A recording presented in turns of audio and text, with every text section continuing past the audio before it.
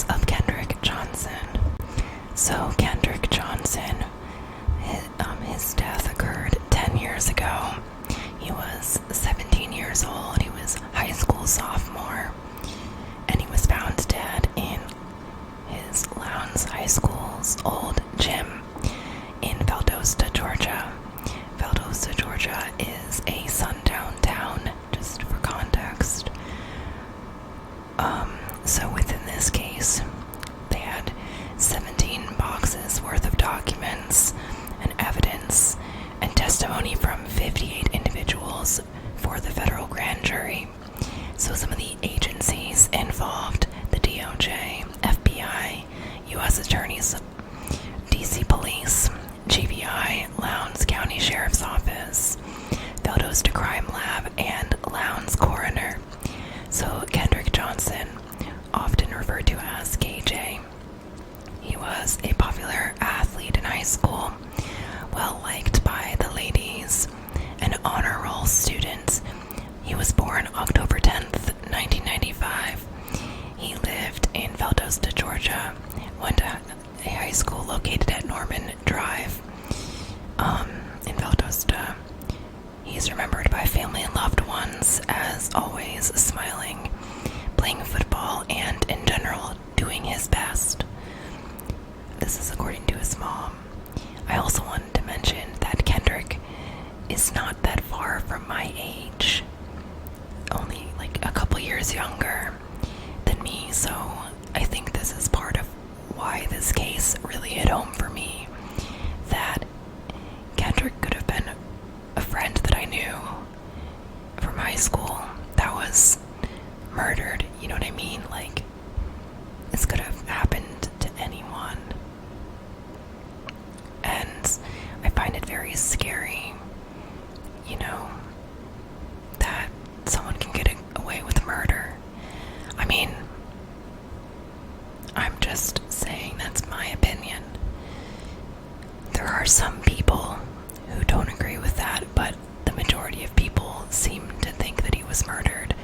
But we'll go through these details. So, Kendrick's parents were born and raised in Valdosta, Georgia. His father, Kenneth, worked as a truck driver.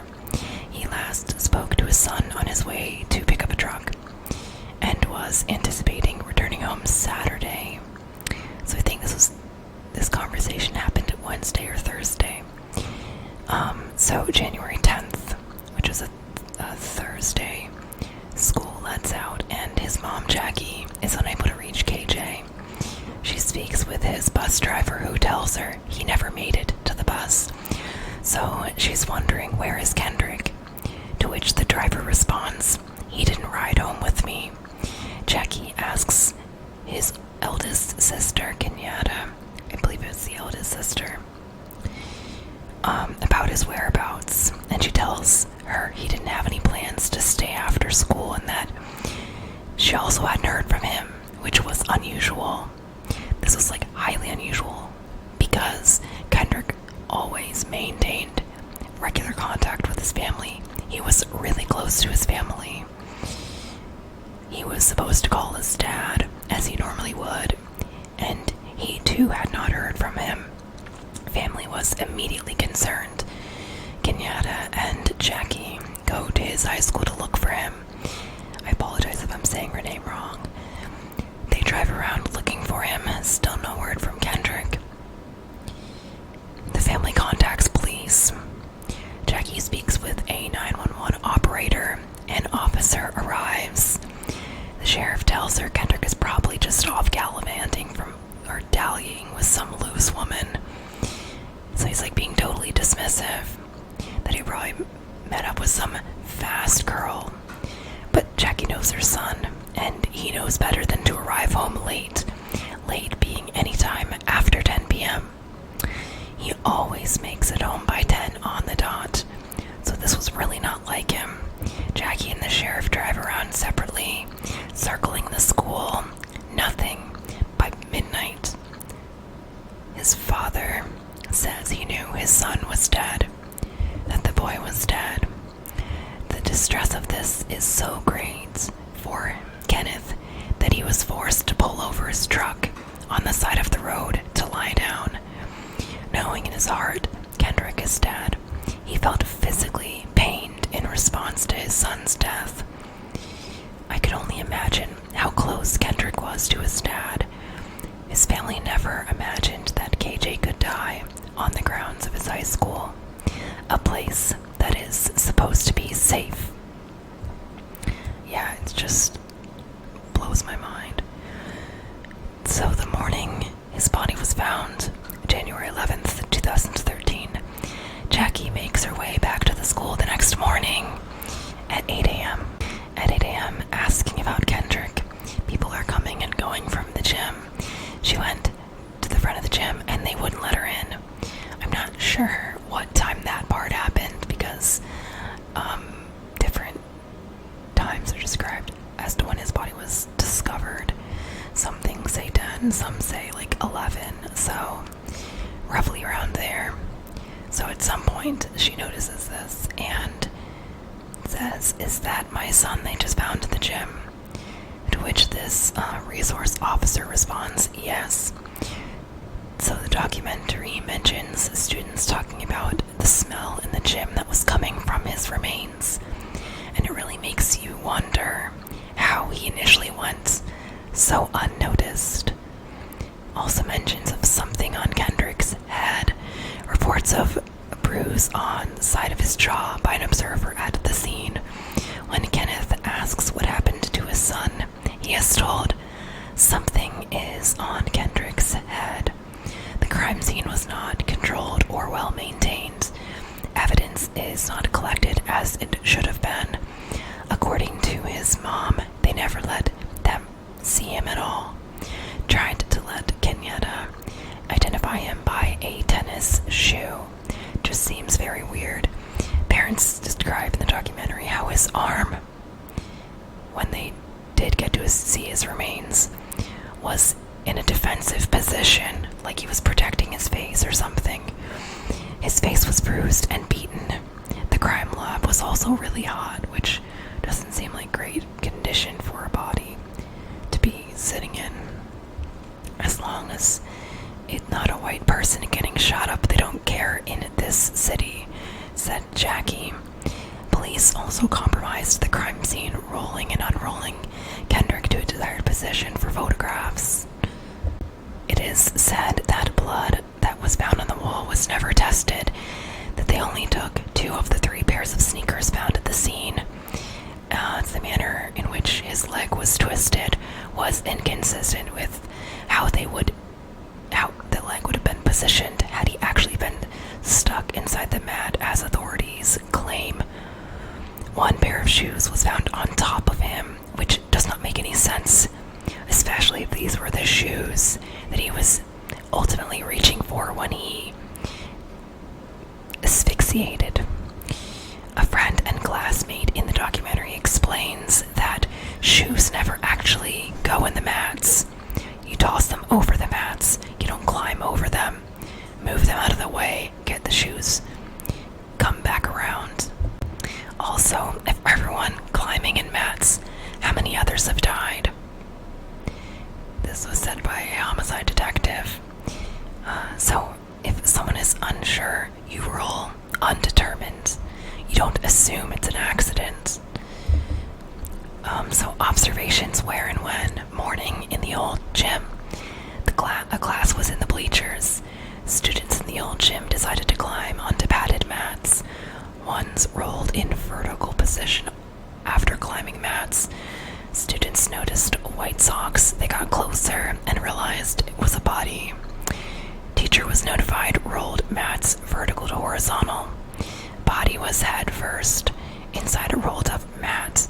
Slightly pulled out of it in front of the mat are black and white Adidas, yellow pocket folder, physical science textbook behind 2 rolled up mats, 1 gray Hollister pullover hoodie nearby, a pair of black, gray, orange Nikes with what looked like blood stains, though this report indicated that it was not a blood stain. So it's like a lot of these details right now came from police reports. The shoes.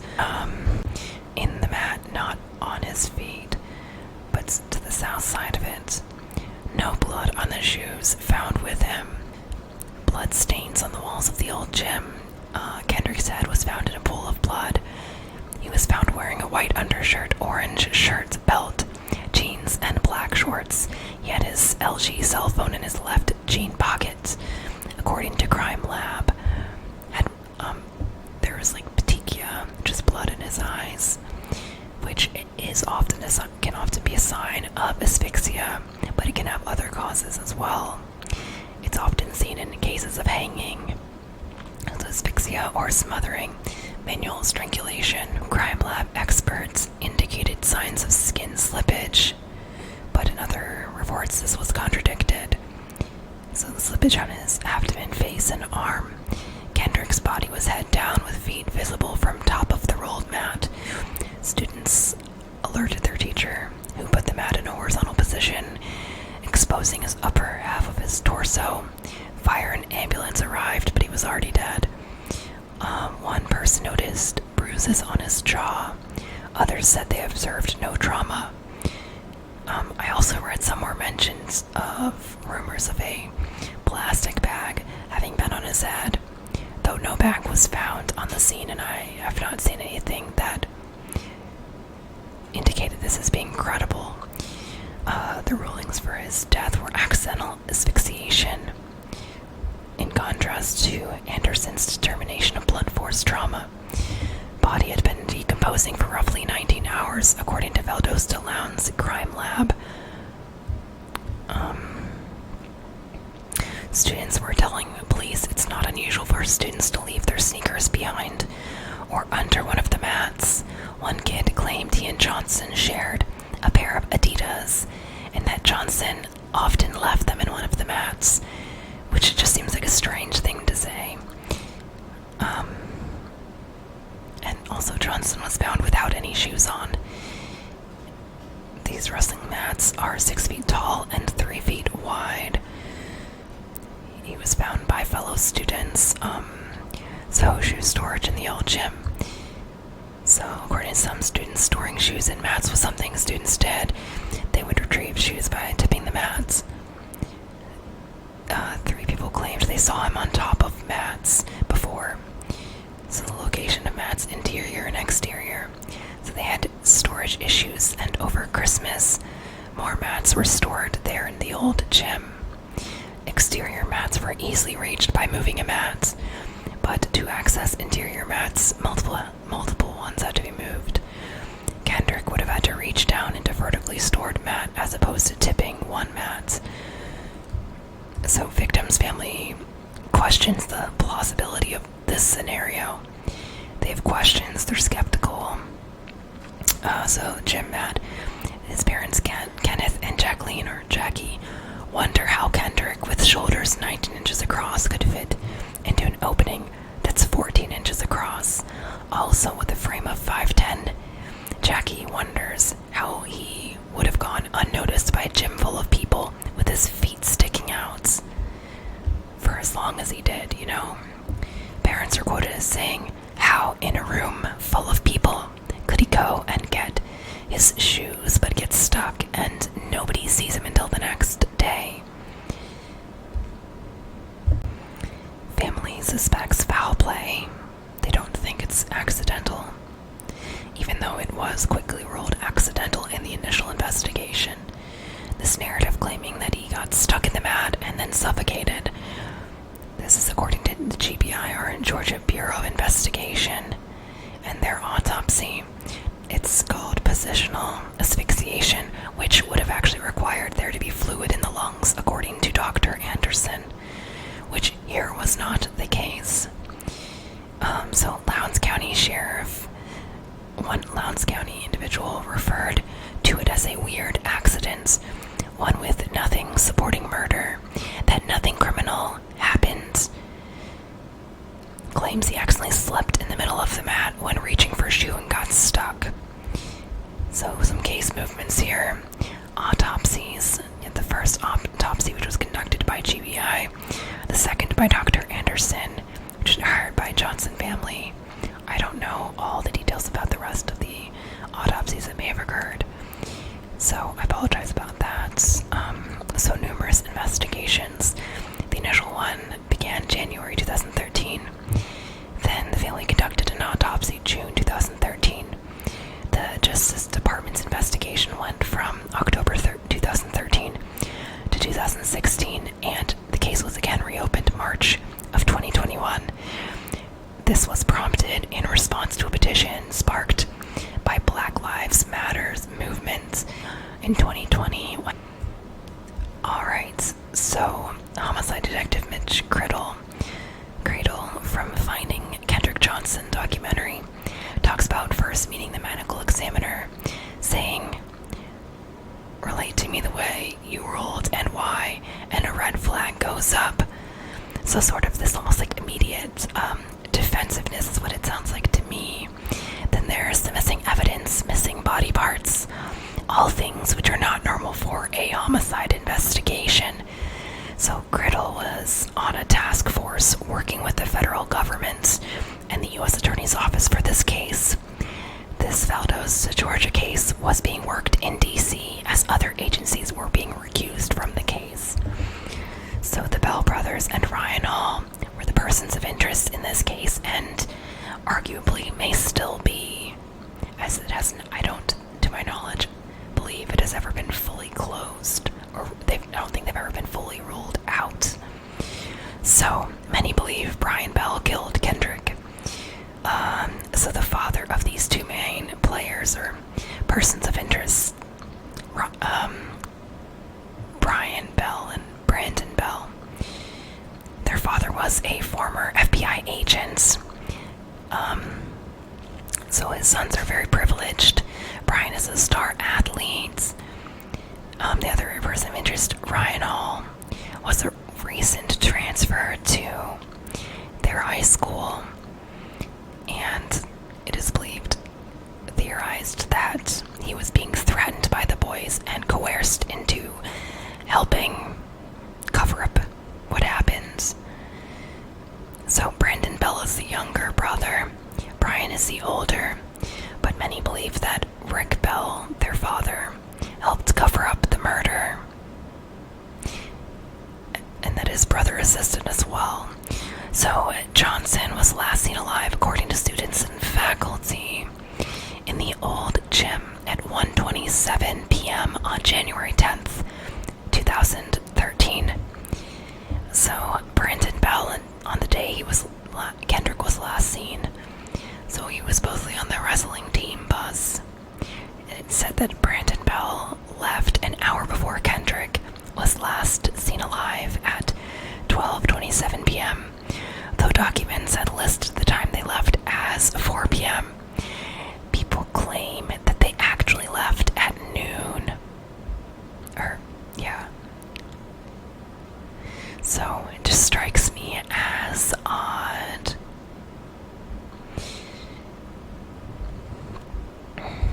So Brian Bell, there's something referred to as the piss incident on the bus. Police notes claim Brian was peeing in a bottle and that Kendrick bumped him and he got piss all over himself, and that's where a lot of the animosity between the two came from, supposedly. Though KJ's mom says their fighting was due to Brian provoking him. And when the two were pulled apart, Brian was able to remain with his parents in the bleachers, and KJ was forced to ride off with the police and leave. So Brian was supposedly playing rough with KJ, grabbing his dreads, holding him down by them and laughing at him, picking at Kendrick. So Kendrick gets him off his dreads, and they start fighting. That he was made because Kendrick got the best of Brian. Afterwards, KJ told his parents his brother Brandon had kept staring at him and telling others at school it wasn't over yet. He also told his parents how the Bell father, Rick, approached him at school and told him to fight, that the fight on the bus wasn't a fair fight. That's so childish. That he should come over to their house and have a rematch. No. Kendrick looked at him like he was crazy and just walked away like,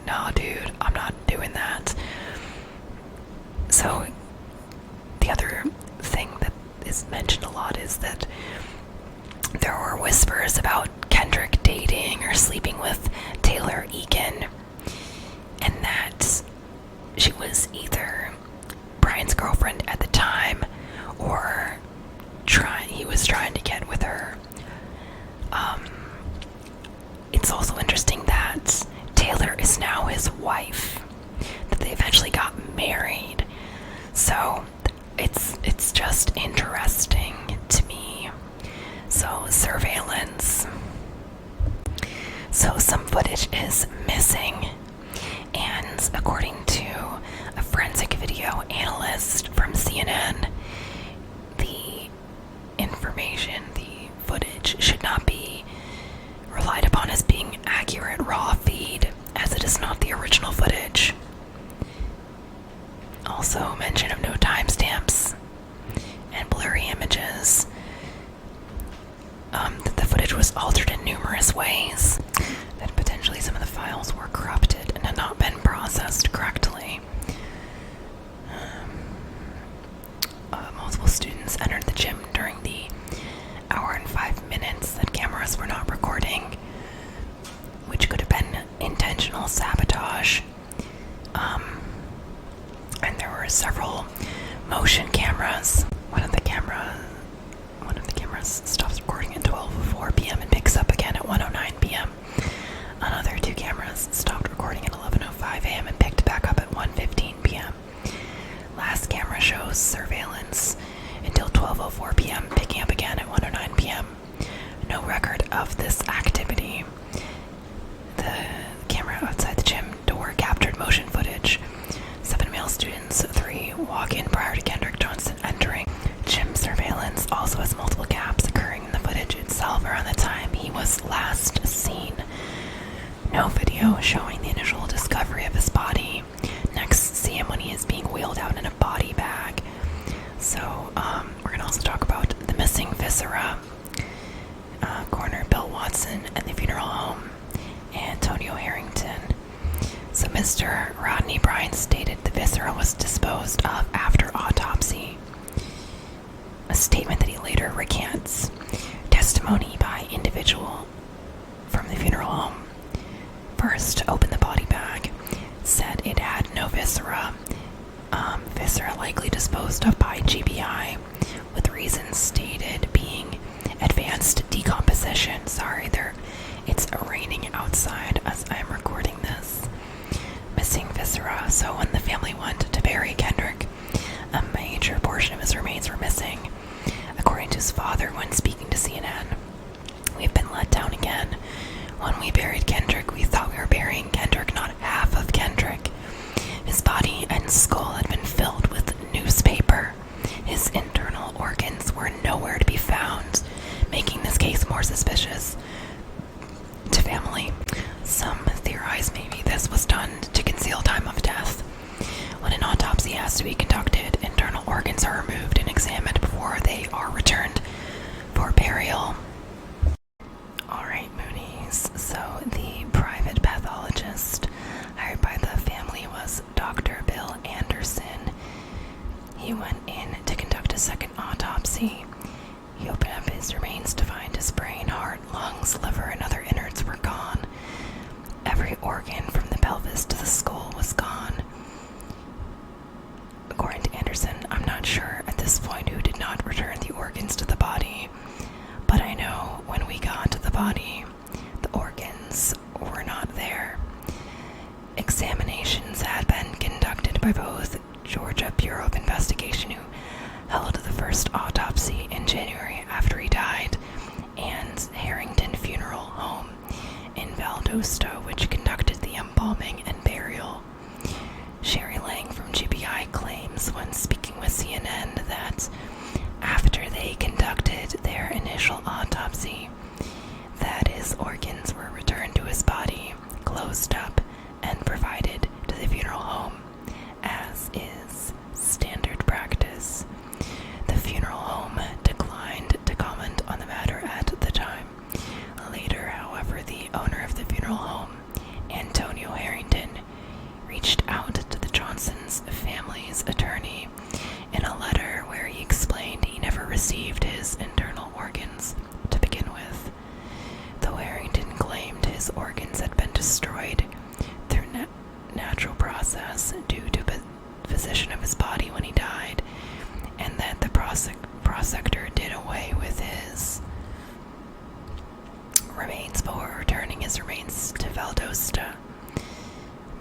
vivisector is the one who conducts the pathological exam of the body and dissects it. Second investigation. So, case was closed and no charges were filed. Suspicious inconsistencies led family and community to have another autopsy conducted by someone else, hired by the family, as we just talked about. It says regarding the case of death that it is unexplained, apparent non-accidental blunt force trauma to the neck. Blunt force trauma occurring on the right side of his neck and soft tissues. This was done June 2013. Anderson was able to rule out positional asphyxia, that Kendrick was already dead when placed in the mats. Also mentions a bleeding hemorrhage, which was not mentioned in the first autopsy. Additionally, he had cuts by his fingernail marks. October 31st, 2013, the family comes out, publicly asserting murder. Attorney Michael Moore then says he will formally review his suspicious death. Johnson's legally filed for coroner's inquest, which was delayed by the U.S. Attorney. Johnson family approached Georgia Governor Nathan Deal. They gathered people from NAACP and various civil rights activists. Deal came out saying the inquiry must wait until after the report from the U.S. Attorney. November 2013, 290 hours of footage was released from 35 cameras that in some way faced the gym. They found some footage from 2 of these were missing footage for 1 hour and 5 minutes. Another 2 were missing footage from an entire 2 hours and 10 minutes. So that puts it at 3 hours and 15 minutes, if I can do math. So these issues also caused cameras to not function properly, which caused them to be out of sync, and then also messed up this motion activated feature. So it malfunctioned. Also, where his body was found was a bit too far out of range to be picked up on cameras, which leads one to wonder why more than 3 hours of footage was missing. Some speculate the footage was edited or altered in some way. Third investigation we'll get to here. Justice Department investigation. Then the Justice Department got involved in the case from October 2013 to 2016, but closed in 2016, citing lack of evidence to support federal criminal charges. Note, they did not say that it was an accident or anything like that, but insufficient evidence to prove beyond a reasonable doubt that someone or some group of people willfully violated his civil rights and committed a prosecutable federal crime. Third time the body was exhumed in 2018. Mom said, "Lord, to have to disturb his resting peace breaks my heart into so many pieces, but it has to be done." So Jackie posted of her son on Facebook at the time. The worst part is to have to bury him a third time, like another whole funeral, and he's leaving us again. The sheriff mentioned earlier Ashley Polk. So in April 2019, he asked for all the material which was gathered by the feds. But November 2020, after Kendrick's family visited the feds, they agreed to turn everything over to the sheriff's office, including grand jury testimony, autopsy results, so on and so forth. Polk swears he looked it over for more than a year and found nothing indicating criminal action, though many disagree. So family, Father Kenneth, when talking about Lowndes County investigation, said, "We have not had faith in Lowndes County. We knew what the outcome would be from the very beginning. You can't do an investigation with the same investigators who covered it up. They're not going to uncover something that they covered up. I will fight as long as I have to uncover what happened to Kendrick Johnson." The case was again reopened March 10th, 2021. Lowndes County Sheriff Ashley Polk said this was not indicating something wrong with the first investigation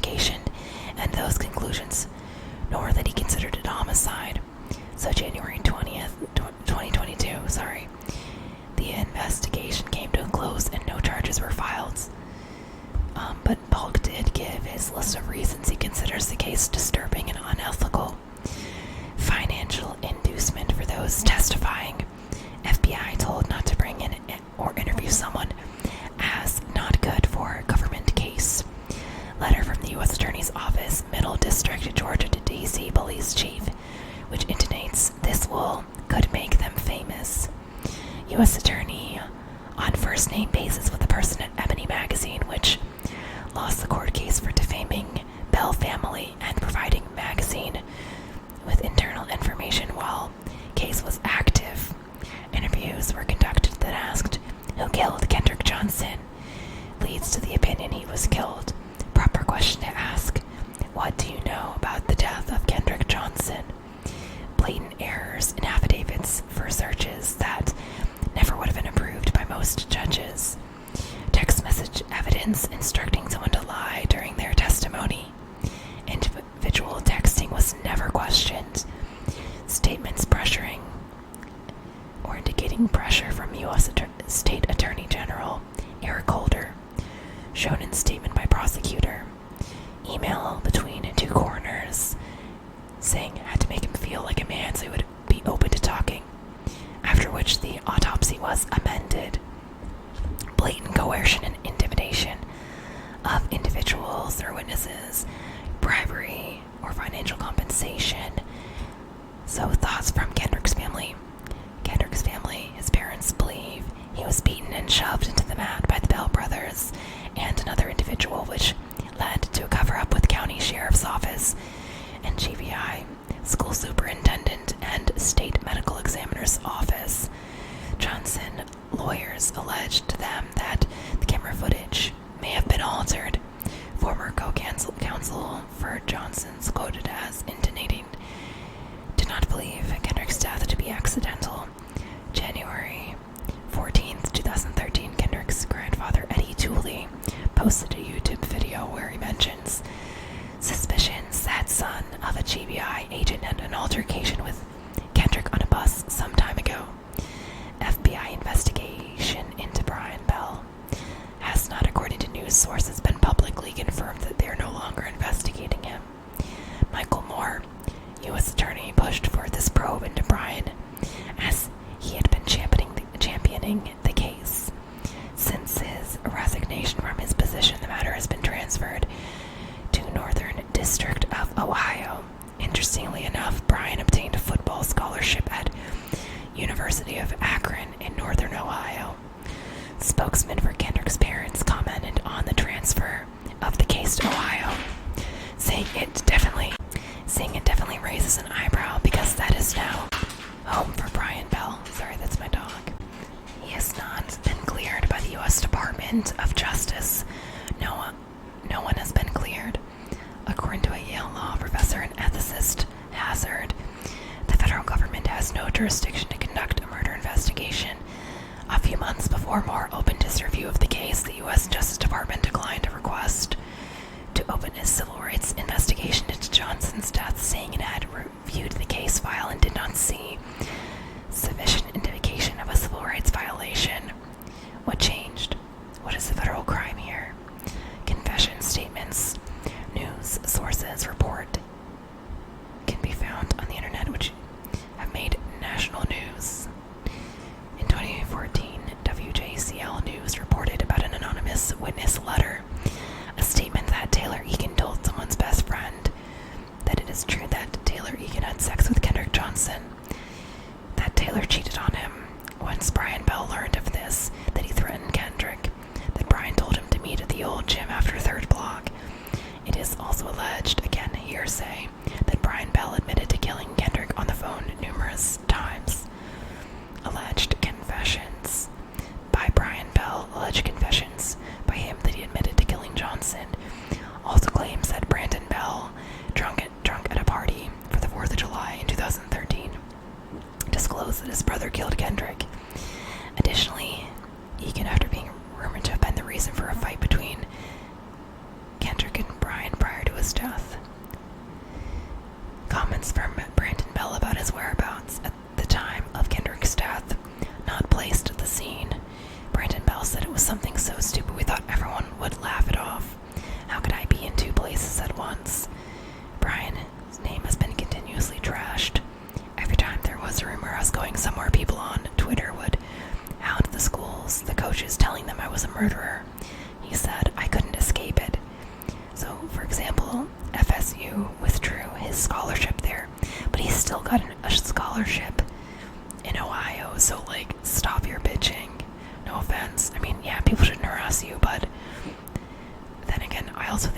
it, so I don't really have any sympathy for you.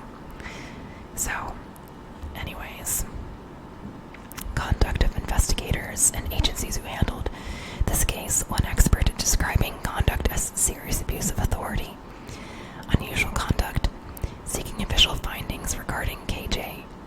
So, when seeking these back in 2013, on protesting the lack of efforts on the part of Lowndes County, the Johnson family was arrested on charges of civil disobedience for unlawfully blocking access to government property when they protested at a courthouse. This was a peaceful protest at the entryway to the courthouse. Back in April of 2013, 7 Johnson family members were arrested for protesting. But a week later, findings were released. I had to switch where I was recording because I found a centipede and they freaked me out. Anyways, so police received an anonymous tip letter back in 2014. So, here's what it says. Comment: my best friend was at a party Saturday night with Taylor Eakin, a Lowndes High junior who dates Brian Bell, and Taylor was upset about something that Brian had said to her, so her and my best friend started talking, and by the end of the night, Taylor had told my friend everything that the whole nation has been wondering for the past year. She told my friend what really happened to Kendrick Johnson. Taylor said that about a little over a year ago she had sexual intercourse with Kendrick Johnson while she was dating Brian Bell. Brian found out and threatened KJ. KJ told Brian to meet him in the old gym after 3rd block, and he would have his knife ready. Brian Bell and Ryan Hall, who had just transferred back to LHS, Ryan met KJ and killed him. Brian Bell has also been heard admitting to killing KJ more than once over the phone. His brother, Brandon Bell, also got drunk at a party on the 4th of July and told many people that Brian killed KJ, that he, Brandon, was tired of keeping it a secret. So that's directly what was in the letter. The letter was sent Monday, January 27th at 2014. Received by Stride Jones, Bryce Widener, and Wanda Edwards from Lowndes County Police Departments at 2:15 p.m. for referencing a party on Saturday, January 25th, 2014. Tip provider explaining that their best friend spoke with Taylor, who was visibly upset about something with Brian. So, yeah. A year prior, Taylor admits in this conversation that she slept with Kendrick while dating Brian. So, I mean, that makes sense to me. So, April 2014, Taylor was called before a federal grand jury, asked if Brian was using steroids or had been using steroids, if he intimidated her by his size, if he ever hit her, whether they were sexually active, would she date an African-American male, and how well did she know Kendrick, and were they ever more than friends, from one of the sources that I read. So in 2015, a wrongful death lawsuit was filed by the Johnson family, alleging Jane Doe Eakin lured their son into the gym so the Bell brothers and another classmate could harm him, that it was an ambush payback. Though she has, for the most part, denied, or basically she's denied sleeping with Kendrick. Not for the most part, she's denied. But yeah, it was $100 million civil lawsuit. This was against 38 individuals, claiming that the murder was a cover-up, as children of an FBI agent were involved. I also read somewhere where it was saying that they were being accused, the Johnsons, of fabricating evidence to support their claims. But I didn't really see anything like that, so the lawsuit is asserting that it was a cover-up by Lowndes County Superintendent Wes Taylor and former Sheriff Chris Brine at the behest or request of Rick Bell. So Justice Department efforts to delay exchange of evidence and discovery, claiming the release of information and evidence could compromise federal investigation of his death. Judge did not agree. This judge was Richard Porter of South Georgia Circuit Superior Court. This investigation has been going on for 2 years and there is no indictment. He said this one ruling against the federal government that it would not be appropriate to intervene without an indictment. So it's kind of like they were trying to block the family from their efforts, which I find strange. Now, maybe others have more experience with legalities or see something that I'm not seeing, so let me know your opinions, thoughts. If you find anything that contradicts what I'm saying, let me know in the description. I'm not perfect. So, 2016, Ryan Anthony Dominic Hernandez. Let me correct myself. It's Ryan Anthony Dominic Hernandez. In a letter, states that Brandon Bell disclosed to him that his brother was on steroids and dating Taylor. In a rage, Kendrick with a weight and killed him. And I believe the event happened in 2016. That the information was disclosed by Brandon Bell to Ryan, but that he shared it with police in 2017. It was also noted that in 2016, the Bell brothers were considered potentially in violation of civil rights due to grand jury testimony. So it is believed that Kendrick was killed, according to the individuals I just mentioned, by a 45-pound weight to his neck, which is consistent with the injuries and Dr. Anderson's conclusions when doing the autopsy. It has been stated, according to Brandon, that Brian and Brandon threatened Ryan Hall to keep quiet and help them move the body, or their dad would make him pay. Their father being FBI. There are also assertions of potential witness intimidation, with Bell showing up to witnesses' work that they felt like they were being followed. Potential obstruction of justice, though Rick resigned before he could be charged. Bell home was also raided by authorities. The most interesting detail I found out about was from the morning of KJ's death, when creating the documentary, Mitch Cradle and others talk about how they found a frame from video footage. In this particular frame, you can see KJ in the covered walkway, moving towards the security camera, next to Brian Bell, both boys in the same location at the same time, despite all these assertions where Brian claimed he did not see KJ on the day he was murdered. In his hand, Kendrick's hand, is the yellow folder, the one found beside his body, his dead body. Filmmaker Jason Pollock, who created the documentary Finding Kendrick Johnson, is quoted as saying, "Because it's the Deep South, there is white silence on one side and a fear of retaliation on the black side. This can really be understood more if you consider the dark history in Georgia, particularly the area where Kendrick Johnson lived, which I discuss in another video. I can put the link in the description if you'd like. Family and loved ones of Kendrick remain brokenhearted over losing him.